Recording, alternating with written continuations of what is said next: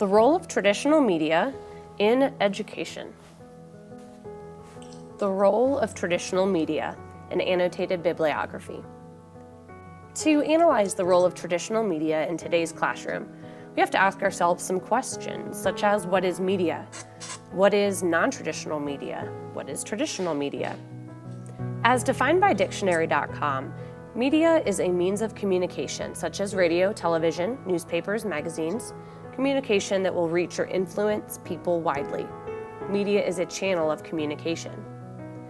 So traditional media would be communication of content in a non-digital context, such as TV, radio, newspaper, magazine, or books and articles. Non-traditional media has become a component of the technological revolution and has enhanced and changed existing instructional strategies. Traditional media has the same purpose, however.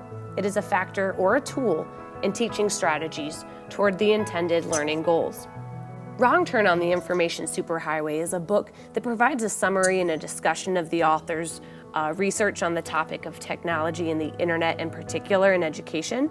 There is some insight on the history of media in education, but it does have quite a bias towards the negative impact of the internet.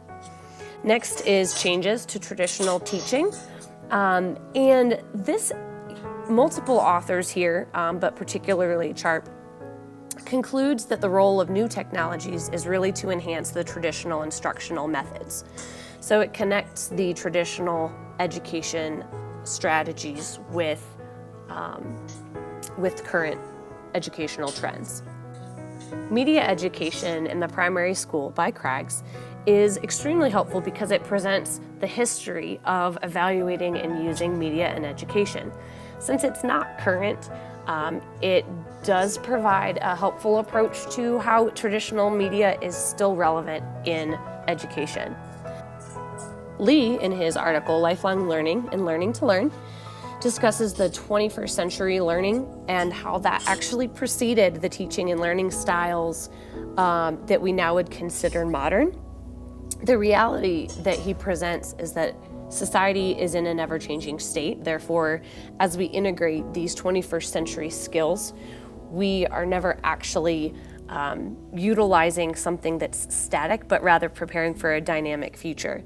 Because of that, it provides some really helpful insight on how traditional media is just as productive or beneficial as current technology, because it's really all about how that in the integrating multiple is implemented in the learning environment analysis.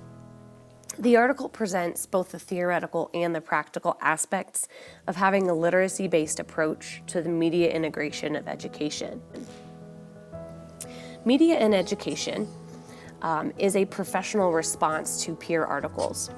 The authors express their disagreement with the reasoning and the conclusions of their professional peers in the role of advancing media in education. Because this article was written in 1976, it's outdated, but because of that, it provides a perspective on the history and the development of media in education. Much of the medias presented in their arguments are what we now would consider traditional media. At the time, they considered them the new media, and that's what they were arguing was beneficial. This insight helps us see that there will always be forward movement with media. Consequently, it highlights some old yet some still relevant arguments for continuing the use of traditional media such as video and researching hard copy text, magazines, and newspapers. The bias in this article is overt, but a discerning reader will read this and recognize the perspective that helps us analyze our current media in education.